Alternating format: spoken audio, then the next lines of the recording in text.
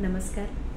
आज नवरात्रीचा 6वा दिवस म्हणजेच आपल्या जागर स्त्री शक्तीचा याचा आपला 6वा दिवस आणि आज आपण वंदन करणार आहोत स्त्रीच्या कात्यायनी या रूपाला. कात्यायन महर्षी कात्यायन यांची कन्या म्हणून तिचं नाव कात्यायनी असं पडलं आहे. अत्यंत उग्र आणि अत्यंत शक्तिशाली असं हे रूप.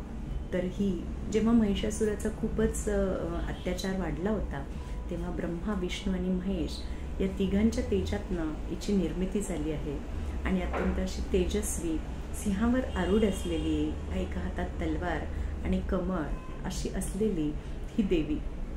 तिच्या हातातली तलवार आपल्या हे एक आत्मसंरक्षणाचं प्रतीक आहे. आज खरोखर समाजाची जर पूर्ण स्थिती आपण बघितली तर प्रत्येक स्त्रीला, प्रत्येक मुलीला स्वतःचं संरक्षण करताच आलं पाहिजे. ही आता काळाची गरज झाली आहे. पण हे संरक्षण करणं म्हणजे दुसऱ्यांवर हल्ला करणं म्हणजे आत्मसंरक्षण का? तर नक्कीच नाही.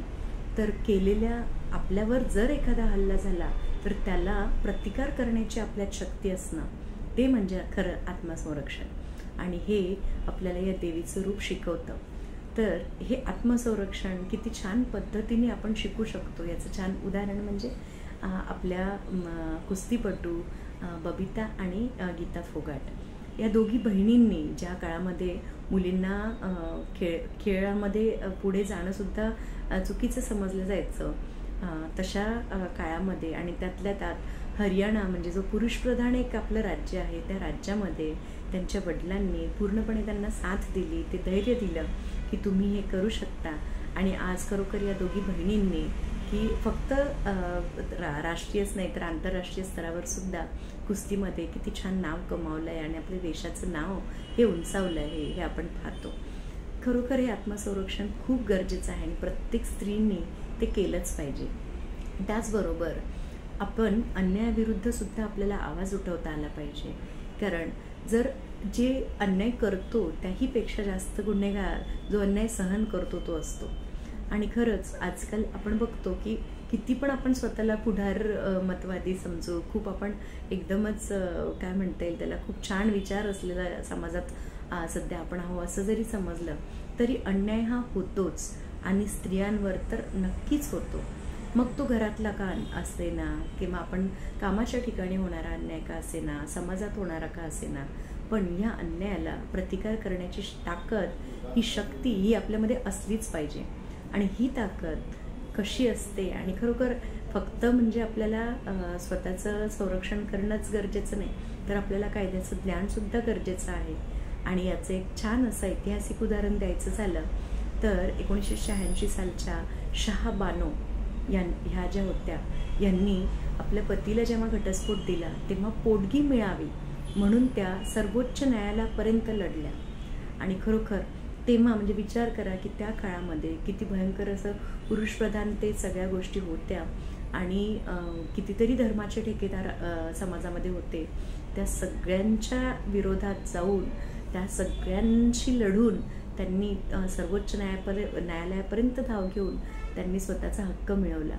आणि खरंच ही शक्ती आपल्यामध्ये असली पाहिजे. आपल्याला बरेचदा आपण स्त्रिया असं असतो ना की आपल्यावर एक तर अन्याय होतोय हे सुद्धा आपल्याला बरेचदा कळत नाही आणि झालंय तरी आता मी काय करू हा मोठा प्रश्न असतो.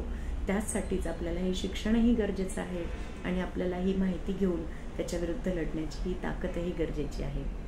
आपल्याला हे कात्यायनी देवीचं रूप एक सिंहावर जे आरूढ आहे त्यातलं जे सिंह हा धैर्यासारखा असतो त्याच्या एवढं धैर्य कशातच नाही आहे. आणि हे जे धैर्य आहे या धैर्यानेच आपण सगळ्या गोष्टींचा प्रतिकार केला पाहिजे.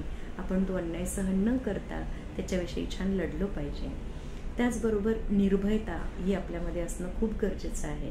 कारण भीती मनामध्ये असली की एखादी गोष्ट करायची असेल तरी सुद्धा आपण ती पूर्ण 100% देऊन करू शकत नाही. कुठेतरी आपण कमी पडतो आणि ती निर्भयता येणं खूप गरजेचं आहे. समाजामध्ये जेव्हा आपण राहतो तेव्हा आजूबाजूला बरेचदा असे प्रसंग घडतात की ज्याच्यामुळे मनामध्ये भीती बसते.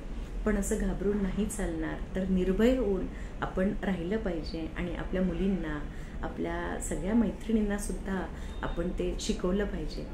तर या निर्भयतेचं अत्यंत समर्पक असं उदाहरण जर द्यायचं झालं तर नीरजा भानोट, एक 23 वर्षाची एअर होस्टेस तुम्हाला ही माहितीच असेल, तर तिने किती म्हणजे तिचं प्लेन जेव्हा हायजॅक झालं ते दहशतवाद्यांविरुद्ध, तिने किती छान शूरतेने, छान चतुराईने आणि निर्भयपणे, महत्त्वाचं हे आहे की तेव्हा जर ती घाबरली असती तर हा इतिहास घडला नसता, पण ती निर्भयता तिच्यामध्ये होती आणि म्हणून 350पेक्षा जास्त प्रवाशांचे प्राण ती वाचवू शकली.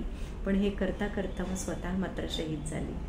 पण खरोखर ह्या निर्भयता हा गुण आपण नीरजा भानोत यांच्याकडनं शिकण्यासारखा आहे. आज मला या 6व्या दिवशी सगळ्यांना हेच सांगावं असं वाटतं की आपल्यामध्ये खरोखर त्या गीता व बबिता फुगाट यांच्यासारखं आत्मसंरक्षणाचं एक छानसं आपल्यामध्ये बळ येऊ. त्याचबरोबर शाह बानो यांनी जशी अन्यायाविरुद्ध लढा दिला, तो लढा देण्याची शक्ती आपल्यात असो आणि नीरजा भानोत हिच्याप्रमाणे निर्भयतासुद्धा आपल्यामध्ये असो. So thank you so much. तुम्हाला व्हिडिओज कसे वाटते नक्की सांगा. अजून काही तुम्हाला पाहिजे असेल याच्यामध्ये तेही कळवा. आणि माझ्या चॅनलला Ayurveda vibes with doctor Kanchan याला नक्कीच लाईक आणि सबस्क्राईब करा. So thank you so much.